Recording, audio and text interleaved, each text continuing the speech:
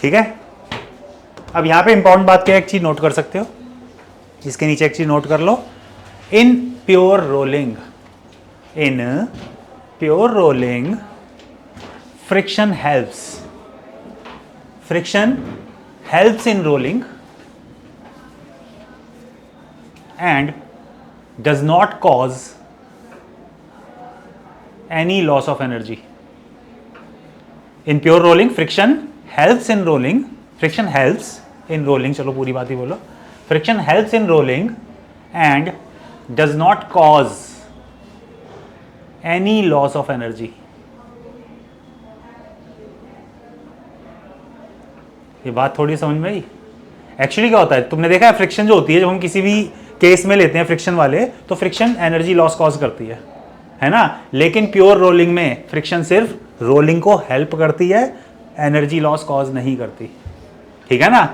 In fact अगर देखा जाए तो बिना फ्रिक्शन के तो रोलिंग पॉसिबल ही नहीं है। अगर हम एक बिल्कुल स्मूथ इंक्लाइन प्लेन ले लें, स्मूथ इंक्लाइन जहाँ पे फ्रिक्शन है ही नहीं, उस पर अगर तुम एक बॉल को भी छोड़ोगे ना, वो स्लाइड करते हुए आएगी, रोल करते हुए नहीं आएगी, क्योंकि रोलिंग विदाउट फ्रिक्शन होती ही नहीं है।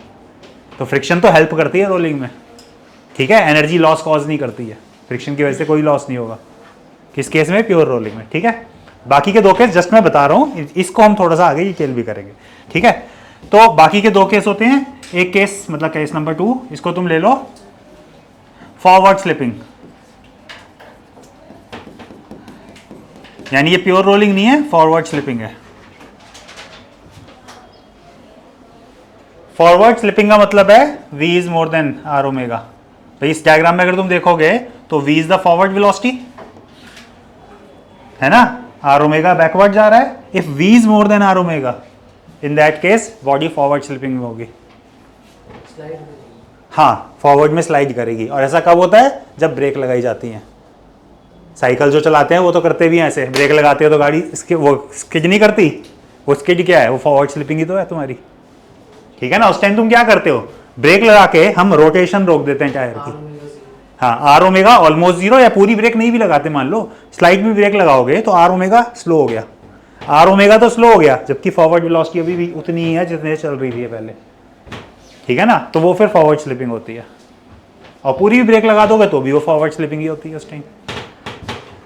पता लग गया फॉरवर्ड स्लिपिंग कौन सा केस होता है। तो फॉरवर्ड स्लिपिंग में v is more than R omega, ठीक है। फ्रिक्शन एक्ट्स बैकवर्ड, इसमें फ्रिक्शन बैकवर्ड डायरेक्शन में एक्ट करेगी क्योंकि वेलोसिटी फॉरवर्ड हो गई ना, तो friction acts backwards and causes loss, ये एनर्जी लॉस कॉज करेगी फ्रिक्शन फिर इस time. And retard, body retards, body रुक जाती है ना इससे, ब्रेक मारने से जो कार रुक जाती है, कोई भी साइकिल वाइकल कोई भी रुक जाती है, टू व्हीलर, है ना, क्योंकि यहाँ पे फ्रिक्शन फिर एनर्जी लॉस कॉज करती है, रोकने का काम करती है फिर उसको। तो can you imagine the situation, forward slipping क्या चीज होती है, ठीक है। ऐसे ही केस होता है बैकवर्ड स्लिपिंग। बैकवर्ड स्लिपिंग में R omega is more than V, tyre backward slip करता है। ये कब होता है बैकवर्ड स्लिपिंग, बैकवर्ड स्लिपिंग में v is less than R omega, तो मतलब रोटेशन ज़्यादा है, वेलोसिटी ट्रांसलेटरी वाली वेलोसिटी कम है इस टाइम। ये कब होता है, बहुत इंपॉर्टेंट होता है ये भी हमारी लाइफ में। क्या कब ड्रिफ्ट मारते हो तो फॉरवर्ड स्लिपिंग का केस हो गया। ड्रिफ्ट कौन सा, वही तो ब्रेक ही तो लगाते हो, ड्रिफ्ट मार जाते हैं, क्या कहते हैं ड्रिफ्ट मारना किसे कहते हैं। बैकवर्ड स्लिपिंग तो होगी ना, जब ब्रेक मार के रेस देते हो तो घूमते रहे बिना आगे नहीं बढ़ेगा। हाँ हाँ, ब्रेक प्रेस करके अगर तुम रेस एक्सेलरेटर प्रेस करोगे, ब्रेक भी दबा रखी है और रेस भी दे रहे हैं, तो टायर वहीं घूमता रहेगा, वो जाएगा नहीं आगे, बिल्कुल वो बैकवर्ड स्लिपिंग का केस है। या मड में, टायर मड में है, गाड़ी मतलब कीचड़ में फंसी हुई है, उस टाइम जब कोई रेस देता है तो टायर वहीं घूम जाता है, वो आगे नहीं चल पाती गाड़ी, वो बैकवर्ड स्लिपिंग का केस होते हैं। इवन हमेशा जब भी गाड़ी एक्सेलरेट की जाएगी वो बैकवर्ड स्लिपिंग है। गाड़ी जब एक्सेलरेट मतलब जब स्पीड गेन करेगी वो बैकवर्ड स्लिपिंग होती है, ठीक है ना। अब बैकवर्ड स्लिपिंग में कहानी क्या होती है, v less than R omega, तो टायर की देखो, जस्ट इमेजिन टायर ऐसे घूम रहा है, गाड़ी किस डायरेक्शन में जाएगी? ऐसे। जबकि ग्राउंड के ऊपर टायर की स्लिपिंग बैकवर्ड है। जब स्लिपिंग बैकवर्ड होगी तो फ्रिक्शन फॉरवर्ड एक्ट करेगी ऐसे में। भाई फ्रिक्शन तो रिलेटिव मोशन के अगेंस्ट होती है ना। हम सोचते हैं फ्रिक्शन मोशन के अगेंस्ट होती है, लेकिन हमेशा याद रखो friction is opposite to relative motion. जब टायर बैकवर्ड स्लिप होगा तो टायर की डायरेक्शन बैकवर्ड जाए तो फ्रिक्शन तो फॉरवर्ड लगेगी। ऐसे में वो फ्रिक्शन गाड़ी को एक्सेलरेट करेगी, ठीक है ना। यानी कार जब एक्सेलरेट होती है, स्पीड बढ़ती है, तो कौन स्पीड बढ़ाता है? फ्रिक्शन। वहां पे फ्रिक्शन हेल्प करती है स्पीड गेन करने में, ठीक है ना। तो friction helps in gaining speed and acts in the direction of actual motion. गाड़ी तो आगे जा रही है ना, और फ्रिक्शन भी उस डायरेक्शन में ही लग रही है उस टाइम, वो फॉरवर्ड स्लिपिंग होती है। हाँ, बैकवर्ड स्लिपिंग, सॉरी, वो बैकवर्ड स्लिपिंग होती है। तो इसमें फ्रिक्शन एक्ट्स फॉरवर्ड, यहाँ पे ऐड कर लोगे, friction acts forward and helps accelerating the vehicle. Friction acts forward and helps in acceleration, ऐसे कह लो, हेल्प्स इन एक्सेलरेशन।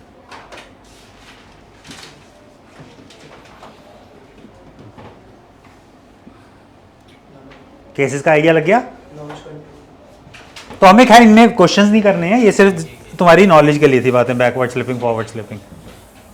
तो once again let's confine this to this thing, pure rolling only. Pure rolling पे वापस आ जाए, question mainly जो करना है थोड़ा बहुत इसी में ही करना है हमने, ठीक है ना। तो प्योर रोलिंग में वी को आर ओमेगा कह सकते हैं, कह सकते हैं। अब इसी डायग्राम में अगर मैं पॉइंट ए, पॉइंट बी, ये वाला पॉइंट सी है ये डी, अगर हम वेलोसिटी ऑफ ए की बात करें तो क्या आ रही है? पॉइंट ए की वेलोसिटी है वी प्लस आर ओमेगा, है ना। हाँ, फॉरवर्ड स्लिपिंग के अकॉर्डिंग वी को भी आर ओमेगा कह सकते हैं, सॉरी फॉरवर्ड स्लिपिंग नहीं, क्या प्योर रोलिंग के हिसाब से, है ना। तो ये हो जाएगी 2 आर ओमेगा, ठीक है। वेलोसिटी एट बी, ये वाला वी भी आर ओमेगा है, ये वाला वी भी आर ओमेगा है, तो नेट वेलोसिटी और रिजल्टेंट आ जाएगी इन दोनों की, दो वेक्टर्स का रिजल्ट, दोनों इक्वल हैं, तो √2 आर ओमेगा। आती है बात समझ में? आ रही है भाई? ये और ये, इन दोनों का रिजल्ट ऐसे आ जाएगा ना, √2x, ठीक है यार, √2 आर ओमेगा। वीसी तो 0 ही जाता है प्योर रोलिंग में, पॉइंट ऑफ कॉन्टैक्ट तो 0 ही होता है। और वीडी भी √2 आर ओमेगा हो जाएगा। एक ये v आर ओमेगा, एक ये आर ओमेगा, इन दोनों का रिजल्टेंट है ना, तो ये भी √2 आर ओमेगा हो जाएगा। तो इसका मतलब रोलिंग बॉडी में अलग अलग पॉइंट्स की वेलोसिटी इस तरह से आती है। और सेंटर ऑफ मास की वेलोसिटी क्या है? सेंटर की वेलोसिटी है v यानी v आर ओमेगा। तो सेंटर ऑफ मास इस बॉडी का आर ओमेगा वेलोसिटी से चल रहा है, टॉप मोस्ट पॉइंट इसका 2 आर ओमेगा की वेलोसिटी से चल रहा है। सुनने में अजीब सा नहीं लगता कि हाईएस्ट पॉइंट डबल वेलोसिटी चल रहा है बॉडी की वेलोसिटी से? Highest point A moves with a velocity double than the actual velocity of the body. Body के सेंटर ऑफ मास की जो वेलोसिटी है, बॉडी तो उसी वेलोसिटी से आगे जाती है ना कोई भी, लेकिन हाईएस्ट पॉइंट उसकी डबल वेलोसिटी से चलता है। लगता है अजीब सा सुनने में? करके देखें, ये क्या हुआ? पेन दिखाइए एक बार। कैप को हटा भी सकते थे, खैर चल छोड़। ये देखो, एक चीज़ देखो, मैंने इसको रोल करूँगा, इसको मैंने कहाँ रखा है? At the end of this, और मैं यहाँ पे स्टार्ट कर रहा हूँ from the front of this hand, और इसको मैं रोल करते हुए उस एंड तक लेके जा रहा हूँ। ज़रा देखना, ये रोल करते हुए इस एंड तक आ गया। अब तुम्हें क्या लग रहा है, पेन ने कितना डिस्टेंस ट्रेवल किया? Hand span. इसके हाईएस्ट पॉइंट ने कितना डिस्टेंस ट्रेवल किया? Twice of hand span. पता लगा तुम्हें? मैं यहाँ से स्टार्ट किया था, ये पहले इसके इक्वल आ गया और क्रॉस करते करते यहाँ तक आ गया। एक हैंड स्पैन प्लस क्रॉस करने में एक और हैंड स्पैन, डबल क्रॉस कर लिया मैंने। देखोगे दोबारा? ये लो, मैं कुछ गलत वो नहीं कर रहा इसमें, देखो क्रॉस करते करते मेरा ये हाथ पूरा क्रॉस कर जाता है उसको। ऐसा नहीं लग रहा? डबल डिस्टेंस ट्रेवल किया है साथ ने, पहले बराबर आया इसके, फिर क्रॉस भी कर गया पूरा। तो this hand has travelled double distance, और ये हैंड किससे कनेक्टेड था? टॉप मोस्ट पॉइंट से। तो top most point double distance travel करता है रोलिंग में, ठीक है ना। तो और इस तरह से डिफरेंट पॉइंट्स की वेलोसिटी भी डिफरेंट होती है। आइडिया लग रहा है? ठीक है। सो जैसे अपन रोल कर रहा है, तो जैसे रोल किया तो हर सिनेरियो में क्या कहते हैं हाईएस्ट पॉइंट डिफर करेगा, मतलब कोई दूसरा पॉइंट मिलेगा? हाँ, रोल करते हुए पॉइंट तो चेंज करता ही जा रहा है, बॉडी रोल हो रही है तो पॉइंट की पोजीशन ऐसे है ना, तो सर मतलब ए बी सी जिस डी। पॉइंट से स्टार्ट करेंगे वही पॉइंट यहाँ पे रुकेगा? मुझे नहीं पता, ऐसा कोई जरूरी नहीं है, लेकिन तुम ये देखो ना, बॉडी के रिस्पेक्ट में जो चीज हाईएस्ट पॉइंट के कांटेक्ट में थी वो डबल डिस्टेंस ट्रैवल कर गई। वो तो डिपेंड करता है भी रोलिंग की उसके ऊपर कि ये बिल्कुल यहाँ पे आके एग्जैक्ट वही पॉइंट है कि नहीं है। पॉइंट तो चेंज हो रहा है बट उसकी वेलोसिटी तो डबल है ना हाईएस्ट पॉइंट की बॉडी की वेलोसिटी से। अभी तो डबल डिस्टेंस ट्रैवल कर लिया उसने उतनी टाइम में उसके कंपैरिजन में, ठीक है ना। चेंज कर दूं इसको? तो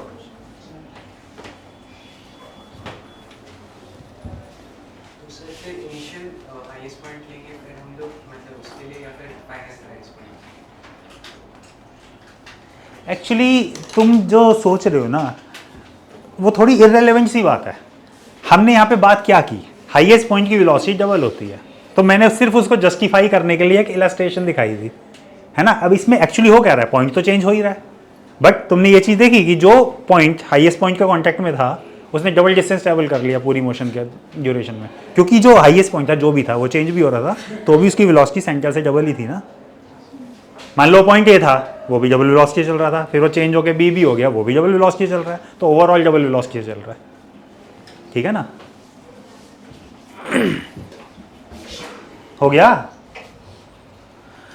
ओके, तो हमने देखा हाईएस्ट पॉइंट की वेलोसिटी 2r ओमेगा, जो बीच वाले थे √2r ओमेगा, सबसे नीचे वाला जीरो वेलोसिटी प्योर रोलिंग में। क्या ऐसे करके, ये तो हमने ABCD 4 पर्टिकुलर पॉइंट्स ले लिए, क्या ऐसा किसी भी आर्बिट्रेरी पॉइंट के लिए कर सकते हैं हम? ये बॉडी प्योर रोलिंग में है, प्योर रोलिंग का केस है, और उसने हमसे पूछा बताओ इस पॉइंट की वेलोसिटी क्या है ना भाई। हाईएस्ट पॉइंट की जैसे 2r ओमेगा थी, इनकी कुछ थी, है ना, वो तो कुछ पर्टिकुलर पॉइंट्स थे। अगर वो जनरल पूछे इस पॉइंट की वेलोसिटी क्या है, और वो देगा क्या हमें, ऐसे में सेंटर के साथ इसका एंगल देगा थीटा। This point is subtending an angle theta with respect to centre of the circle, और वो हमसे पूछ रहा है इस पॉइंट की वेलोसिटी क्या है। तो मैं तुम्हें जनरल एक फॉर्मूला बता रहा हूँ इसका MCQ के पॉइंट ऑफ व्यू से, क्वेश्चन की खैर MCQ का वैसे भी हो जाएगा वो तो। Velocity of any point P ले लेता हूँ इसको मैं, सी ना लेके, सी तो पहले ही ले लिया था मैंने। Velocity of any point P is given by x omega, general answer. Pure rolling में किसी भी पॉइंट की वेलोसिटी x ओमेगा होती है, जहां x क्या है, तो आंसर है पॉइंट ऑफ कांटेक्ट से उस पॉइंट का सीधा स्ट्रेट डिस्टेंस ये x होता है, ठीक है ना। और किसी पॉइंट की वेलोसिटी x ओमेगा होती है। देखें अभी जो हमने किए थे उन केसेस के अंदर बात वेरीफाई करें, ये c है तो बताओ हाईएस्ट पॉइंट कितना दूर है इससे, कितना दूर है 2r, तो इस पॉइंट की वेलोसिटी 2r इंटू ओमेगा नहीं थी, x omega, x into omega. ये वाला पॉइंट कितना डिस्टेंस है यहाँ से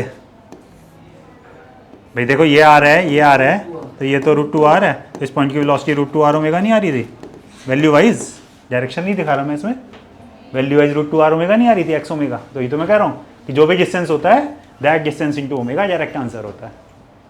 ये तो मैंने बहुत सारी चीज़ें दिखा के बताया तुम्हें, बट डायरेक्ट आंसर ऐसे आता है, ठीक है। तो इस क्वेश्चन में x कैसे निकलेगा, कोई कर सकता है? x ओमेगा की वैल्यू यहाँ पे रेडियस गिवन है और थीटा एंगल गिवन है, और बॉडी ओमेगा वेलोसिटी चल रही है, ये गिवन है, मतलब एंगुलर वेलोसिटी ओमेगा। तो हमें x ओमेगा करना है ऑब्वियसली, तो x क्या है, कौन कर सकता है सॉल्व? कुछ नहीं करना, simple geometrical concept, geometry use करनी है इसमें x फाइंड करने के लिए। वेरी गुड, बता, ज्योमेट्री यूज कर सकते हो इसके लिए तुम।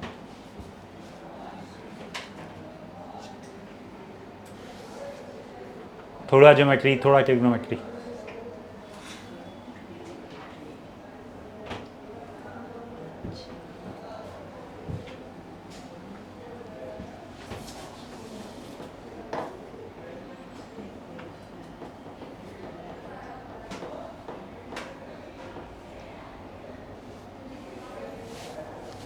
कुछ तो बता दो क्या करें, कोई हिंट ही दे दो कोई। यहाँ से एक परपेंडिकुलर ड्रॉ करो, ठीक है जी। ये एंगल हो जाएगा थीटा बाई 2, वहाँ बाइसेक्ट करेगा ये तो ऑब्वियसली, ठीक है ना। ये एंगल हो जाएगा थीटा बाई 2, ये है आर। तो कैन यू से ये जो x बाई 2 है आधा इसका perpendicular upon hypotenuse sine theta, कह सकते हैं नहीं कह सकते। x by 2 is equal to R sine theta by 2।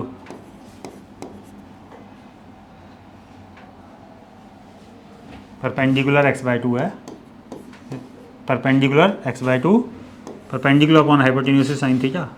Theta यहाँ पे थीटा बाई 2 है, नहीं पता लगा? दोबारा बताऊँ, ये लो, ये एंगल है थीटा बाई 2, ये है आर।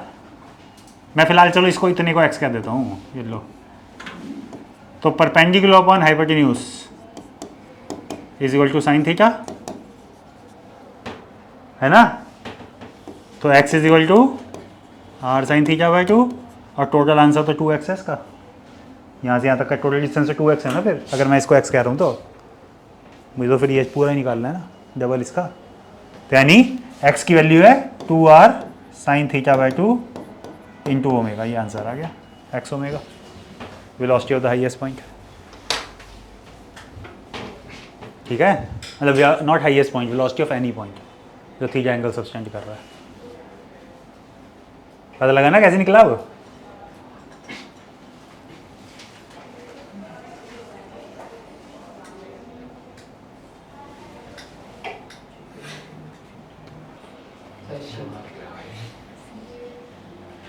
कौन क्या बोल रहा है? अक्षित, चल ठीक है, अक्षित को करा देंगे अभी।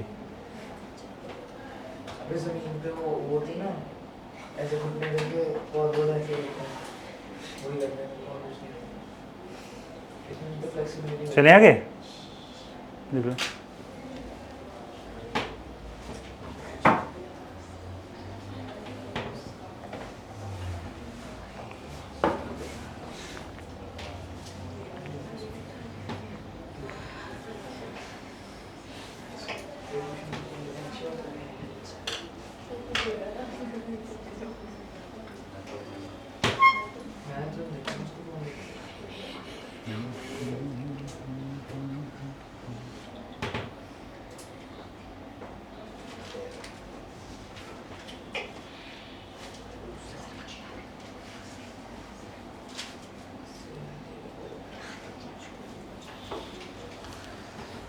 अबे हो गया क्या?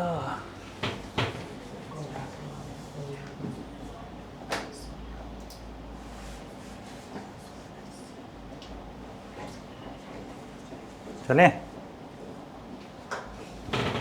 हाँ तो मैं पूछ रहा था रेस कौन कौन लगाएगा, किसी ने आंसर नहीं दिया। कौन? अच्छा ये भी लगाएगी। तो देखो अब जो हम रेस लगाने वाले हैं, इस रेस में हमारे पास है एक सॉलिड स्फीयर, एक ले लेते हैं हॉलो स्फीयर, एक ले लेते हैं, चलो 3 चीज़ें ले लेते हैं बस, सॉलिड सिलेंडर,